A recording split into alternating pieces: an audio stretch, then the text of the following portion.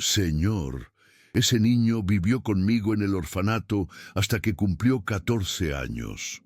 La voz de la joven empleada de limpieza resonó en el corredor silencioso de la mansión en Polanco, rompiendo la quietud lujosa que Alejandro Garza tanto valoraba. El millonario, paralizado frente al antiguo retrato al óleo, sintió que el suelo de mármol desaparecía bajo sus pies. El retrato del niño colgado en la pared, una reliquia familiar que había sobrevivido a 3 décadas de dolor, era una copia idéntica de su hermano Mateo, desaparecido hacía más de 30 años. Un nudo le apretó la garganta mientras el pánico y una esperanza absurda luchaban en su pecho. El niño del retrato tenía la misma mirada inocente, el mismo corte de cabello rebelde y ese aire de pureza que apenas recordaba vagamente de su propia infancia destrozada. La nueva empleada, Sofía, temblaba visiblemente, aferrándose al trapo de limpieza como si fuera un salvavidas, intentando contener las lágrimas que amenazaban con derramarse. Yo lo conocía por el nombre de David, señor, susurró ella, sus ojos fijos en la pintura. Él nunca habló de su familia, solo decía que lo habían llevado, que tenía un hermano mayor que lo esperaba en una casa grande con un piano. Alejandro, un hombre acostumbrado a controlar cada aspecto de su imperio inmobiliario, se acercó lentamente, sintiendo que el aire de la habitación se volvía denso, pesado, como si el pasado mismo estuviera regresando para exigir su atención en forma de una memoria viva e insoportable. Alejandro Garza era un hombre forjado en el silencio de sus propios logros, un titán de los negocios en la Ciudad de México, heredero de una fortuna colosal en desarrollos inmobiliarios. Su vida transcurría entre contratos multimillonarios, cenas de negocios en restaurantes exclusivos y una soledad tan profunda que ni los aplausos del éxito ni el respeto de sus rivales lograban disimular. Vivía en la opulencia de la mansión de Polanco, pero cada habitación era un mausoleo dedicado a lo que había perdido, porque había un dolor antiguo, una herida supurante que ninguna riqueza podía curar. La pérdida de su hermano menor, Mateo, secuestrado a los 4 años de edad en el bosque de Chapultepec. El caso había destrozado a la familia Garza. Su padre, Javier Garza, un abogado influyente y poderoso, con conexiones en las más altas esferas del gobierno, había movido cielo y tierra para encontrar al niño. Su madre, Isabela, una talentosa profesora de música, había llenado la casa de súplicas antes de caer en una depresión de la que nunca se recuperó del todo. La policía de la ciudad movilizó equipos de búsqueda, helicópteros sobrevolaron la zona durante semanas, usaron perros rastreadores y siguieron cientos de pistas falsas. Fueron meses de búsquedas agotadoras, promesas vacías de detectives privados y un silencio ensordecedor por parte de los secuestradores que nunca pidieron rescate. El secuestro ocurrió en una mañana de domingo soleada, durante una visita familiar al parque. La niñera de la familia, una joven que apenas había comenzado a trabajar con ellos, se distrajo por unos pocos minutos, solo un instante, para comprar un algodón de azúcar. Cuando volteó, el niño que perseguía un globo amarillo había desaparecido entre los árboles frondosos cerca del lago. Cuando Alejandro, que entonces tenía 8 años, escuchó la noticia al volver de su clase de equitación, sintió un frío que nunca lo abandonaría. Esa misma tarde, frente al piano, que su madre ya no tocaba, juró solemnemente que un día, sin importar cómo, traería a Mateo de vuelta a casa. Los años pasaron y la tragedia se transformó lentamente en un tabú dentro de la casa Garza. La esperanza se marchitó como las flores en los jarrones. La madre, Isabela, enfermó de tristeza. Sus manos, que antes volaban sobre las teclas del piano, ahora apenas tenían fuerza para sostener una taza.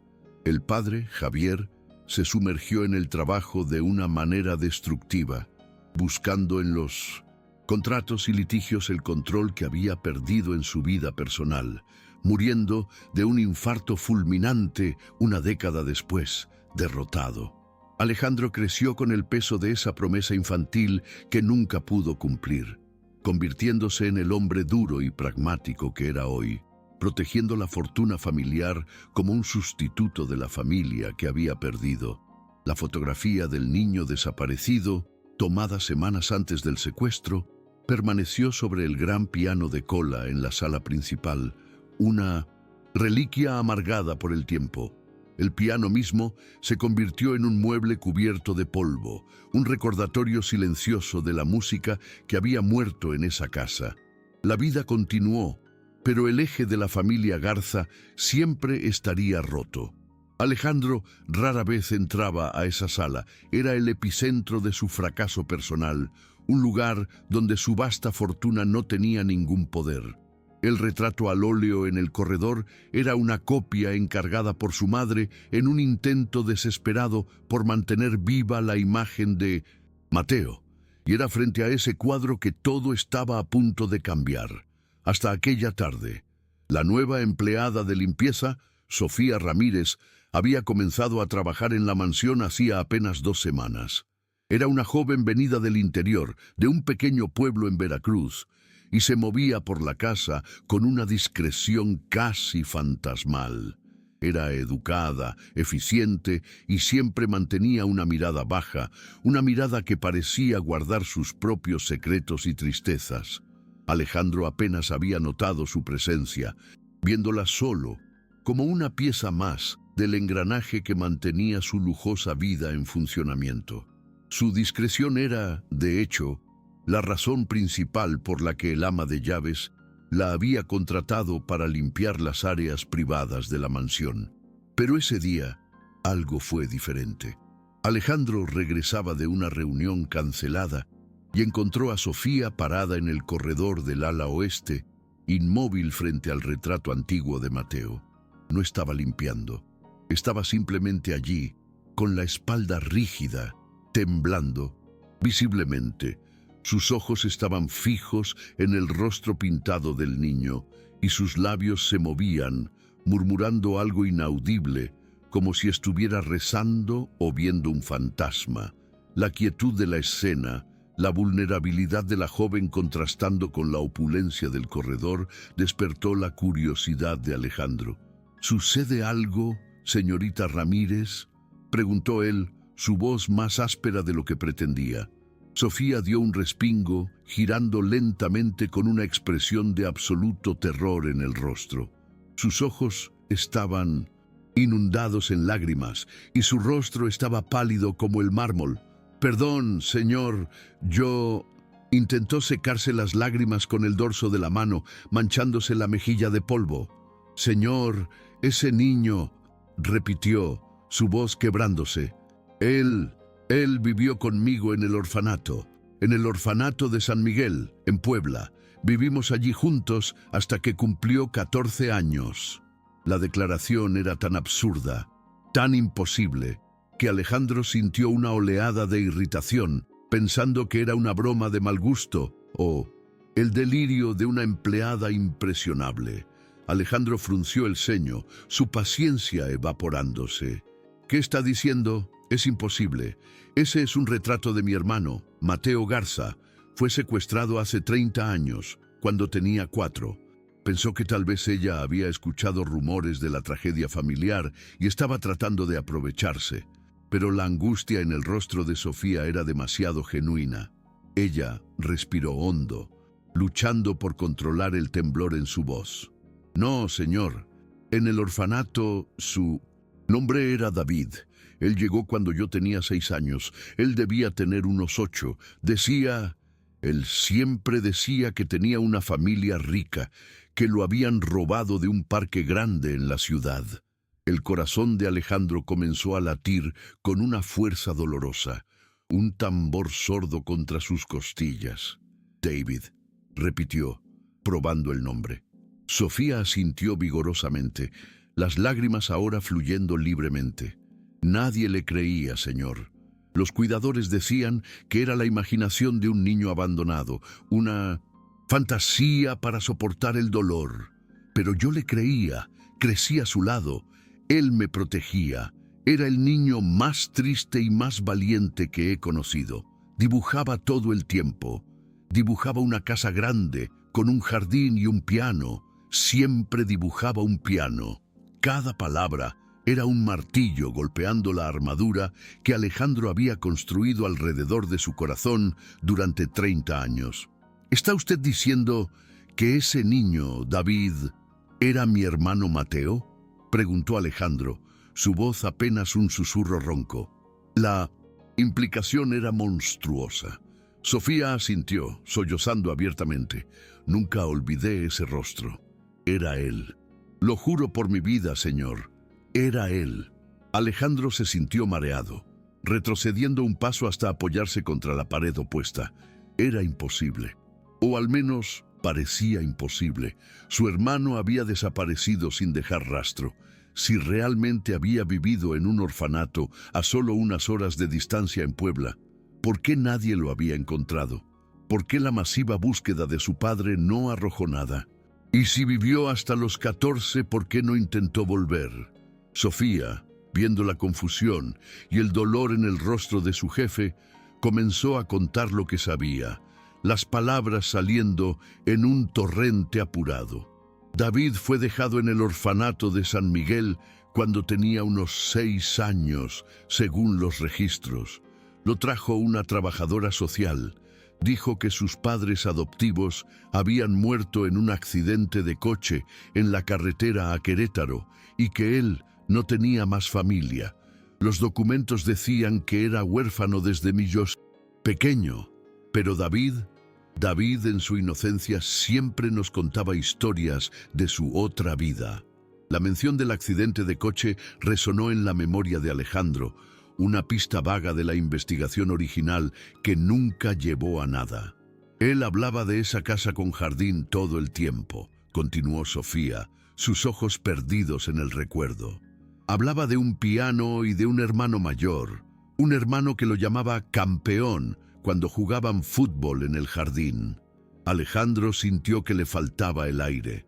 Campeón era su apodo, era el apodo que él mismo le había puesto a Mateo. Nadie más sabía eso, solo él y sus padres. Era un detalle demasiado específico, demasiado íntimo para ser una coincidencia. El escepticismo de Alejandro se hizo añicos, reemplazado por una urgencia desesperada por saber más, por saberlo todo. «Cuéntemelo todo», ordenó Alejandro, su voz recuperando algo de su autoridad, aunque temblaba. «Cada detalle que recuerde.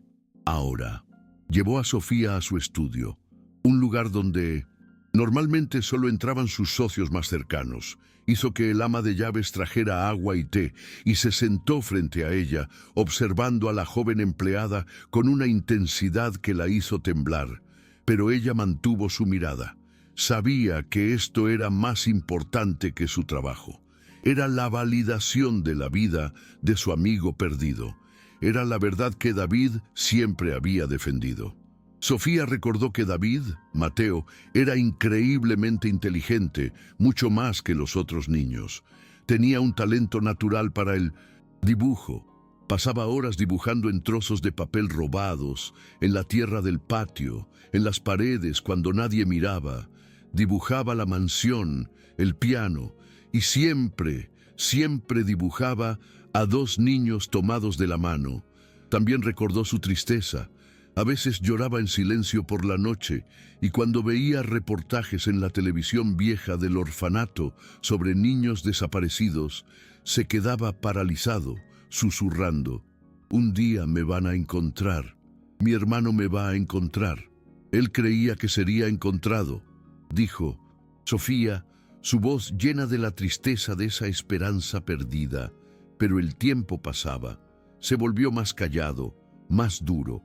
Los niños mayores se burlaban de sus historias, lo llamaban el principito mentiroso, pero él nunca dejó de creer, hasta que cumplió 14 años. Hizo una pausa tragando saliva. Hubo una pelea muy fuerte en el orfanato. Uno de los cuidadores lo golpeó por insistir en sus fantasías. Esa noche, David se escapó. Simplemente desapareció. Nadie supo más de él. Yo lo busqué, pero era solo una niña. Alejandro caminó de regreso al retrato, tocando el lienzo como si pudiera sentir la presencia de su hermano. El cuadro había sido pintado meses antes del secuestro. El artista había capturado perfectamente la mirada serena y ligeramente traviesa del pequeño Mateo. Las memorias que había mantenido encerradas bajo llave durante décadas volvieron como un vendaval. Los dos jugando a las escondidas en el jardín, la risa aguda de Mateo, la voz de su madre cantando una canción de cuna mientras tocaba el piano. Sintió el peso de la ausencia como si el tiempo no hubiera pasado, como si el niño de 8 años dentro de él estuviera gritando. Se determinó a descubrir la verdad, sin importar el costo.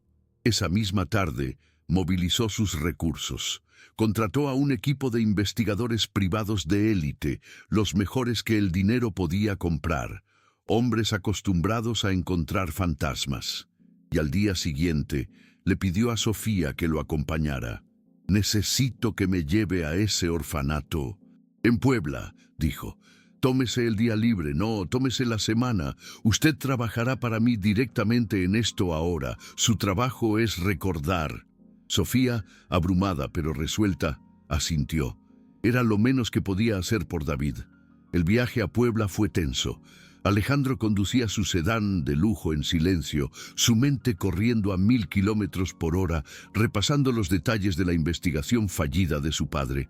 Sofía miraba por la ventana, regresando a un pasado que había intentado olvidar. El orfanato de San Miguel todavía existía, pero apenas. El edificio, una antigua construcción colonial, estaba en condiciones precarias, con la pintura descascarada y los jardines descuidados. El olor a humedad y desinfectante barato los golpeó en cuanto entraron. Era un mundo completamente ajeno al lujo de Polanco. Fueron recibidos por una monja anciana, la hermana Isabel, que se movía con la fragilidad del papel viejo. Su rostro estaba surcado de arrugas y sus ojos habían visto demasiada miseria. Alejandro, impaciente, comenzó a hacer preguntas, pero la hermana Isabel se mostró cautelosa. Al principio, negó recordar a un niño llamado David. «Han pasado tantos niños por aquí, señor, cientos, miles. Es imposible recordarlos a todos. Muchos vienen con historias tristes, muchos inventan pasados para sobrevivir». La negación inicial fue un golpe para Alejandro, pero Sofía intervino. «Hermana, por favor», dijo Sofía, su voz suave pero firme. «Usted tiene que recordarlo. Era David, el niño que dibujaba, el que decía que venía de una familia rica.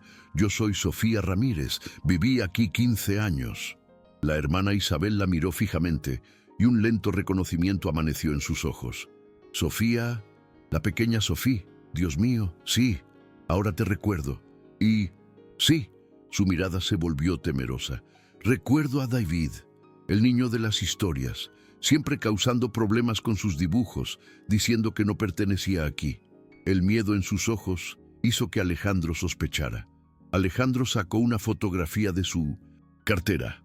No era el retrato al óleo, sino una foto real de Mateo, tomada un mes antes del secuestro. Se la mostró a la monja. La mujer palideció visiblemente, llevando una mano a su boca y haciendo la señal de la cruz. «Dios santísimo, es él, el pequeño David. Sí, lo recuerdo perfectamente ahora. Un niño dulce, pero tan atormentado. Obediente, pero con una tristeza en los ojos que partía el alma. Siempre estaba dibujando. ¿Por qué tienen su foto? ¿Lo encontraron? Era mi hermano», dijo. Alejandro, su voz cortante, fue secuestrado en la Ciudad de México. Llegó aquí 2 años después, bajo un nombre falso. Exigió ver los registros. La hermana Isabel, ahora temblando, los llevó a una oficina polvorienta llena de archivos antiguos. Después de buscar en libros contables descoloridos, encontró la entrada. «David Ramírez, Ingresó el 10 de octubre de 1995, traído por una trabajadora social del Estado, con documentos y un certificado de nacimiento que parecían legítimos. Afirmaba que los padres adoptivos murieron en un accidente. Alejandro sintió que la sangre se le helaba.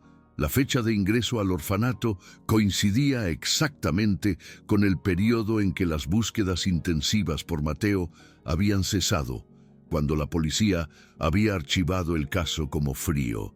¿Cómo pudo pasar esto?, preguntó Alejandro, su voz subiendo de tono, la ira y la impotencia luchando dentro de él. ¿Nadie investigó? ¿Nadie verificó sus historias?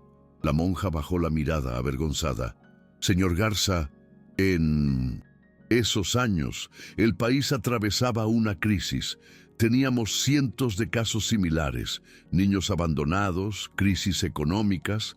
Aceptamos los documentos, no teníamos los recursos. Todo cobraba un sentido horrible. El secuestro, la desaparición repentina de las pistas, la conveniente muerte de los padres adoptivos en un accidente.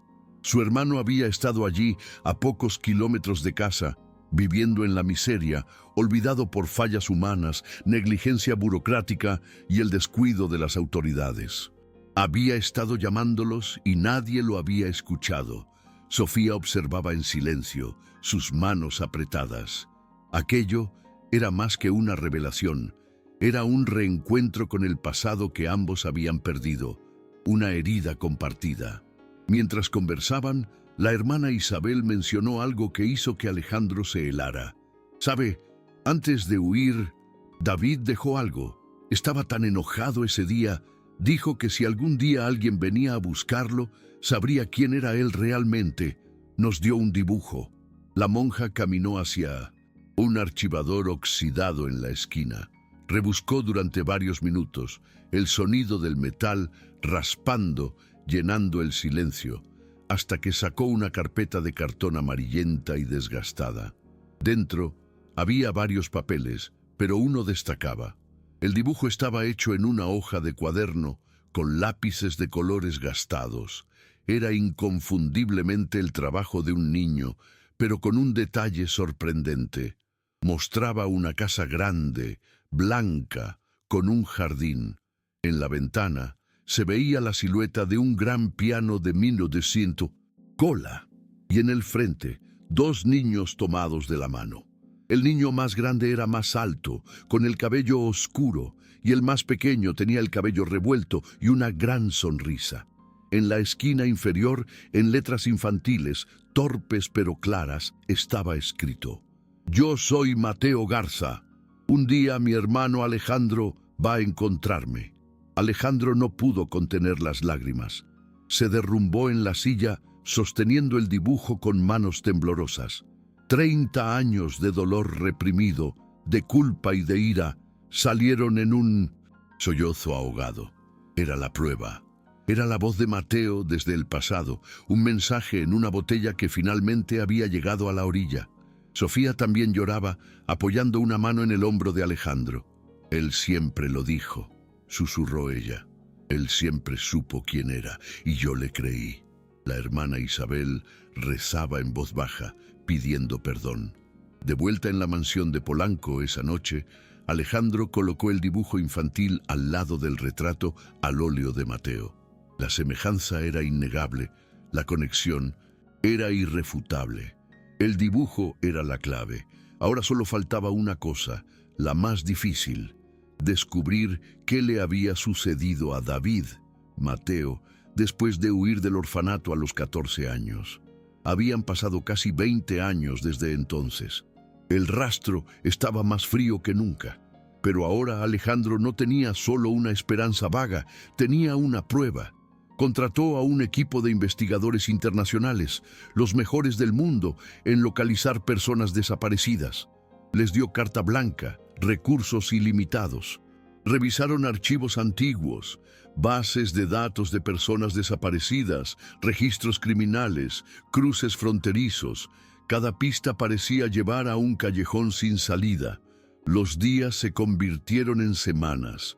Sofía se había mudado temporalmente a la mansión, trabajando día y noche junto a Alejandro y los investigadores, analizando archivos, recordando pequeños detalles de sus conversaciones con David. La tensión en la mansión era palpable. Alejandro apenas dormía. Se obsesionó, revisando los mismos informes una y otra vez, buscando algo que hubieran pasado por alto. La presencia de Sofía era un ancla extraña. Ella era la única otra persona viva que había conocido a Mateo como David, la única que entendía la dualidad del niño perdido. Se formó un vínculo improbable entre el millonario y la joven empleada, unidos por el fantasma de Mateo. Finalmente, después de casi un mes de búsqueda infructuosa, uno de los investigadores encontró algo. Un nombre que coincidía en un registro de un hospital, público en la ciudad de Oaxaca, muy lejos, al sur del país. Daniel Lucas Meneses, decía el registro, un alias que mezclaba su nombre falso y su nombre real, una combinación extraña. Había sido internado a los 17 años, 3 años después de huir del orfanato, tras ser encontrado gravemente herido en una carretera rural, víctima de un atropello y fuga. Alejandro y Sofía volaron a Oaxaca en el avión privado de la compañía esa misma tarde. El hospital era una instalación modesta, abrumada por la pobreza de la región. Descubrieron que el joven había pasado 3 meses hospitalizado. El médico que lo había tratado, el doctor Morales, ya estaba retirado, pero vivía cerca. Los investigadores lo localizaron y organizaron una reunión en una pequeña cafetería local. El doctor Morales era un hombre amable, de ojos cansados, que recordaba bien el caso. «Sí, recuerdo a ese muchacho», dijo el doctor, revolviendo su café. «Un caso muy triste. Lo trajeron sin documentos, apenas consciente. Sufrió un traumatismo craneal severo. Cuando despertó, sufría de amnesia parcial. Recordaba cosas de su infancia, pero no quién era ni cómo había llegado a Oaxaca. Estuvo internado unos meses, recuperándose físicamente, pero su mente estaba fragmentada». El corazón de Alejandro se hundió. Amnesia, otra pared, otro obstáculo cruel impuesto por el destino.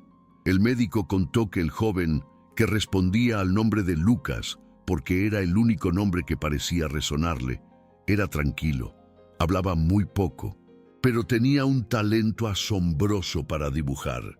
Tenía talento de artista, hacía retratos de los otros pacientes, de las enfermeras, pero sobre todo, recordó el doctor, dibujaba niños jugando y siempre dibujaba un piano. Decía que el sonido del piano lo calmaba, aunque no recordaba por qué. Alejandro, con el corazón acelerado, le mostró el dibujo del orfanato. El doctor Morales ajustó sus gafas. «Dios mío, es el mismo estilo, la misma casa. Él dibujó esto docenas de veces». Alejandro preguntó si, por algún milagro, el hospital conservaba alguno de esos dibujos. El doctor pensó un momento y luego sonrió tristemente. «De hecho, sí, me dio uno a mí antes de irse, como agradecimiento. Lo guardé, era especial». Los llevó a su casa cercana y de una vieja caja de madera sacó una hoja de papel doblada. Era un dibujo nítido, hecho con carboncillo, un piano de cola y 2 niños, uno más grande y otro más pequeño, mirándolo. Clara llevó la mano a la boca, sus ojos llenos de lágrimas. Él nunca olvidó. Incluso cuando no podía recordar, él sabía. El médico entonces reveló algo aún más sorprendente, una pista crucial. Antes de irse del hospital, me dijo algo. Dijo que tenía que visitar un lugar, un orfanato antiguo en Puebla. Dijo que sentía que allí encontraría respuestas. Le di algo de dinero para el autobús. Después de eso, el doctor se encogió de hombros. Nunca más tuvimos noticias de él. Siempre me pregunté qué habría sido de ese muchacho talentoso. El viaje de regreso a Puebla fue frenético. La revelación del doctor Morales significaba que Mateo, o Lucas, o David, había intentado activamente reconectar con su pasado, incluso con la memoria rota. Había vuelto al único lugar que recordaba, el orfanato de San Miguel. Pero esta vez, Alejandro y Sofía no fueron al edificio principal. Sofía recordó que David solía esconderse en el antiguo dormitorio de los niños, un ala que ya estaba parcialmente abandonada en su época. El orfanato, ahora, completamente en ruinas y programado para demolición, era un esqueleto de edificio cubierto de maleza y silencio. Entraron con linternas. El único sonido era el crujir de los escombros bajo sus pies y el viento que silbaba a través de las ventanas rotas. El lugar parecía reclamado por el pasado, un testamento fantasmal del abandono. En el antiguo dormitorio de los niños, un salón grande y vacío con restos de literas oxidadas. Las paredes estaban cubiertas de grafitis y dibujos hechos a lo largo de los años por cientos de niños olvidados.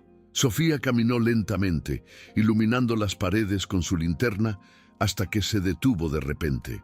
Alejandro, mira, en una esquina protegida de la lluvia, entre los garabatos obscenos y los nombres, había un dibujo que destacaba. Era el mismo estilo del carboncillo de Oaxaca, pero hecho con un trozo de yeso robado. Una casa, un piano, y debajo, una frase escrita con una caligrafía adulta pero temblorosa. Volví, pero ya nadie me esperaba. Sofía comenzó a llorar en silencio. Él estuvo aquí, Alejandro. Él regresó buscándonos, buscándome a mí, buscando a las monjas, pero ya no había nadie. Alejandro se arrodilló lentamente frente a la pared, tocando las líneas de yeso con los dedos trémulos, como si tocara el rostro de su hermano. Y nosotros nunca lo supimos. Estuvo aquí. Esa frase simple y devastadora hizo que el millonario percibiera la verdadera extensión de la tragedia. No era solo el niño que había desaparecido, era el adolescente que había huido, el joven que había sobrevivido a un accidente, el hombre con amnesia que había regresado al único hogar que recordaba, solo para encontrarlo vacío.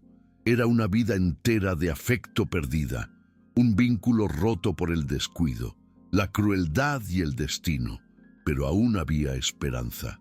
La pista del hospital y el grafiti del orfanato dieron a los investigadores una nueva línea de tiempo. Ahora buscaban a un hombre de unos 30 y tantos años, probablemente con amnesia parcial, con un talento excepcional para el arte, que quizás usaba el alias de Lucas o Mateo. Uno de los investigadores, un exagente del FBI, encontró un registro reciente. Un artista callejero que usaba el nombre de Lucas M. había sido visto en varias ferias de artesanía en el estado de Oaxaca, famoso por sus mercados vibrantes. El hombre era descrito por otros vendedores como callado, casi ermitaño, muy introspectivo y que vendía retratos infantiles hechos a mano con una velocidad y precisión asombrosas. La descripción encajaba perfectamente. Alejandro y Sofía volaron de regreso a Oaxaca inmediatamente, esta vez no a un hospital, sino a una pequeña ciudad colonial enclavada entre montañas verdes, donde se celebraba una gran feria artesanal esa semana. El contraste entre la ansiedad que sentían y la alegría colorida del mercado era abrumador. Llegaron a la pequeña ciudad al atardecer. La plaza central estaba llena de vida, música y el olor a comida callejera. Entre las docenas de puestos que vendían cerámica, textiles y alebrijes, Sofía lo vio primero. Sentado en un pequeño banco de madera, ligeramente apartado del bullicio principal, estaba un hombre de barba corta, ropa sencilla y gastada, y una mirada de intensa concentración. Pintaba el retrato de una niña pequeña con pinceladas delicadas y seguras. Su postura era serena, pero había algo en el ángulo de su cabeza, algo familiar y dolorosamente reconocible.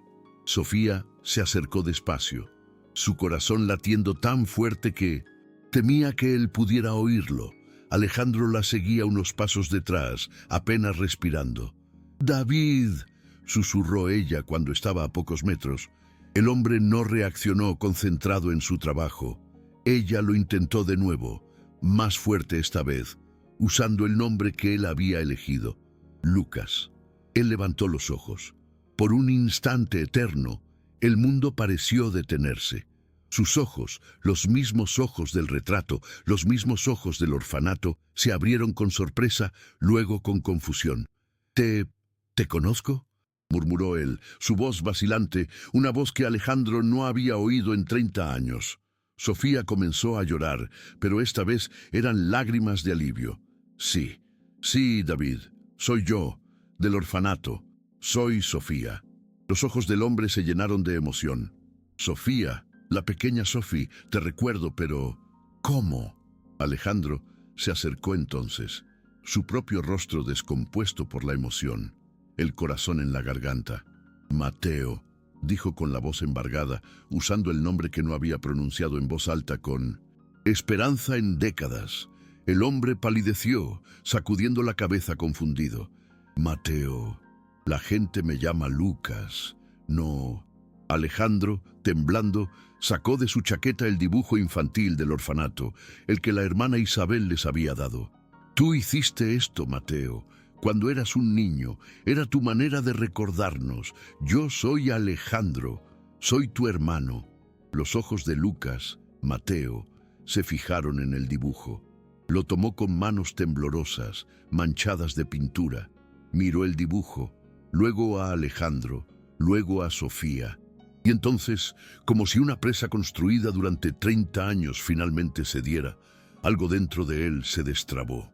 Los fragmentos de memoria, el parque, el globo amarillo, el miedo, el orfanato, el accidente, la soledad, chocaron en su mente. Comenzó a llorar, un llanto profundo, desgarrador, el llanto de un niño perdido en el cuerpo de un hombre.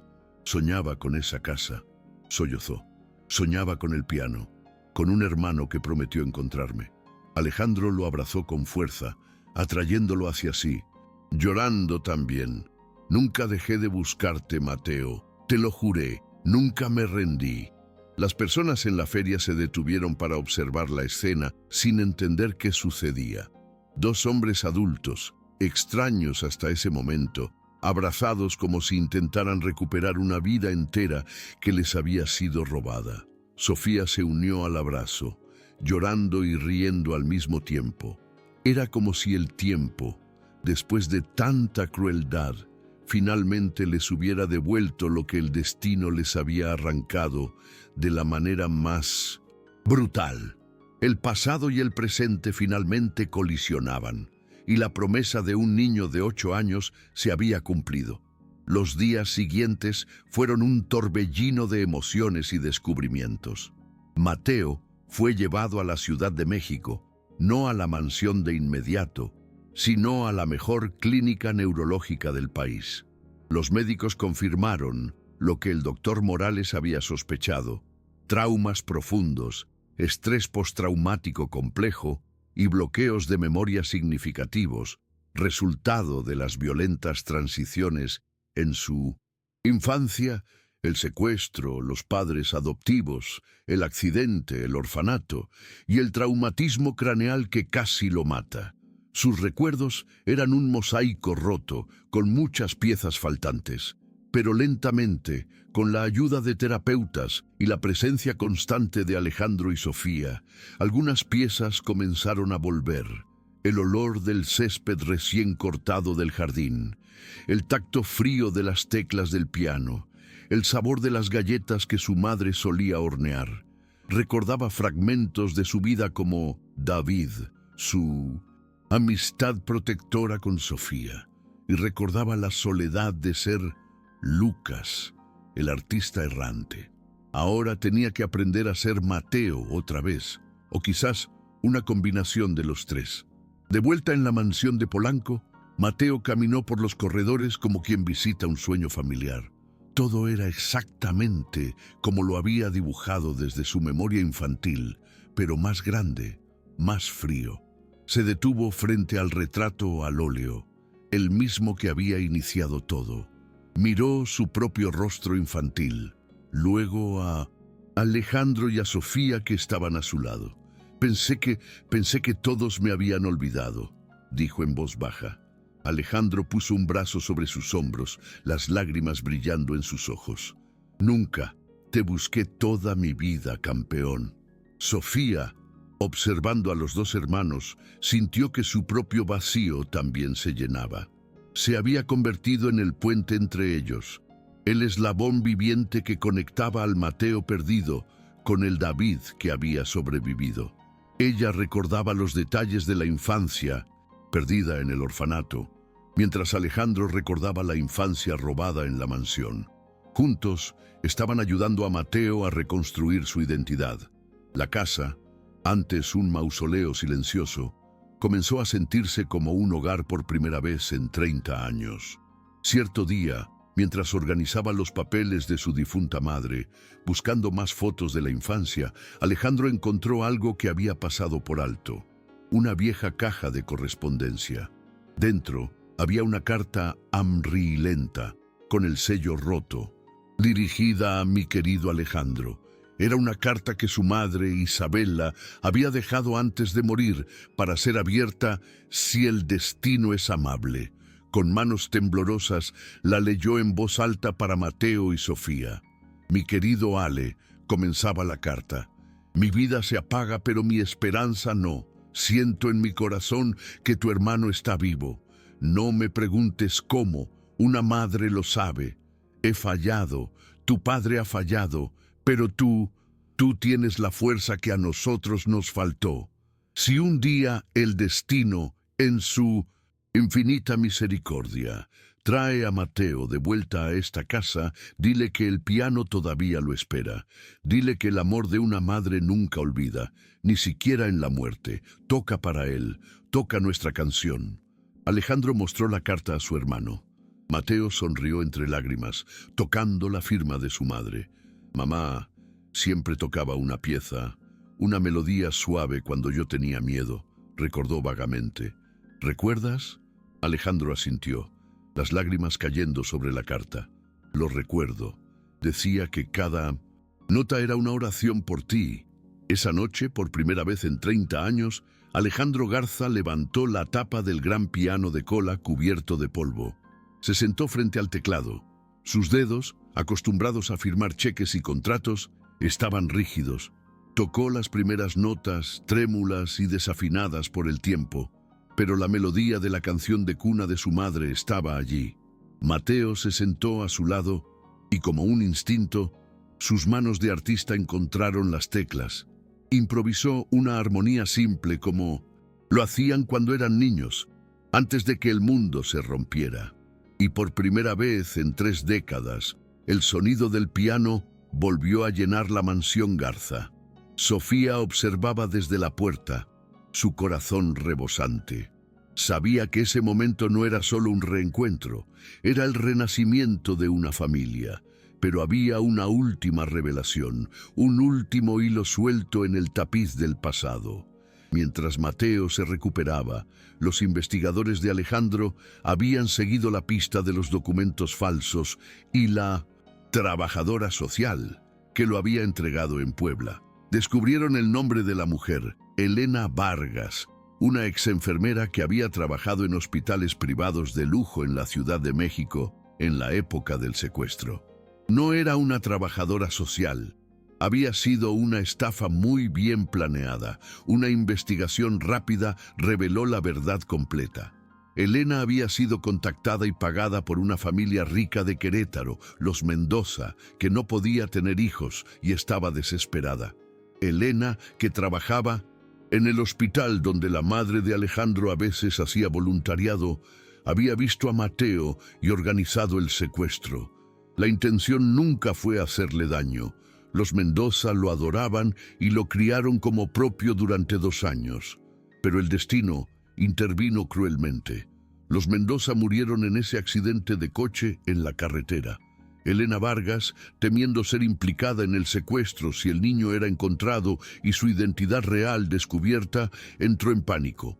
falsificó los documentos de orfandad y lo abandonó en Puebla, lo más lejos posible. Los investigadores localizaron a Elena Vargas. Ahora era una anciana, viviendo en un pequeño apartamento en Iztapalapa, enferma y sola. Alejandro fue a verla, su corazón lleno de una furia fría.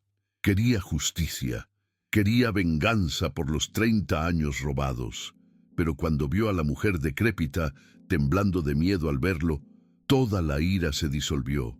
Ella confesó todo entre sollozos, pidiendo un perdón que no merecía.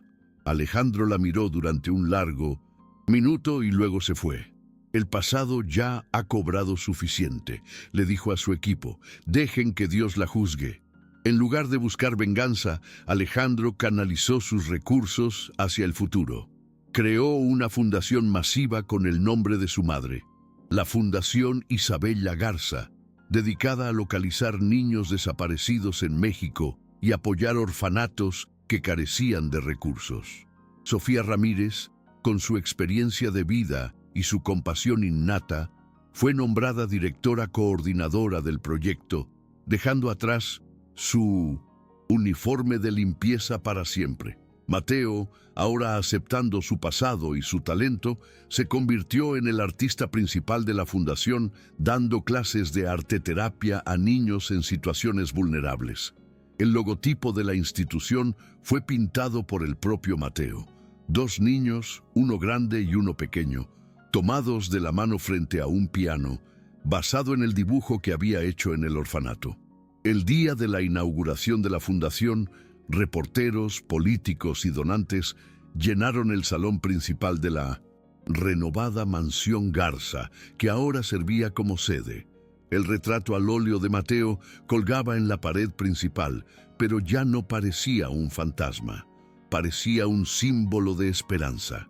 Alejandro subió al escenario, no como el CEO despiadado, sino como un hombre que había recuperado su alma. Esta historia, dijo a la multitud, comenzó con una promesa rota y un retrato silencioso. Un hermano prometió encontrar a otro, y una mujer, con un corazón puro, miró a Sofía. Mantuvo viva la memoria que el mundo intentó borrar. Hoy no celebramos el fin de una tragedia, celebramos la transformación del dolor en propósito. Celebramos la esperanza. Mateo se unió a él en el escenario y lo abrazó. El amor nos encontró, Alejandro, incluso después de todo. Sofía, entre lágrimas de alegría, miró el retrato en la pared, el mismo que había dado inicio a todo. Ahora le pareció que el niño del cuadro finalmente estaba sonriendo. Y así, en el mismo lugar donde el dolor había echado raíces y había ahogado la vida durante 30 años, nació también la redención, porque el tiempo con toda su crueldad puede borrar rostros, puede robar años y puede romper memorias, pero jamás, jamás puede apagar la fuerza del amor que insiste contra toda lógica en recordar.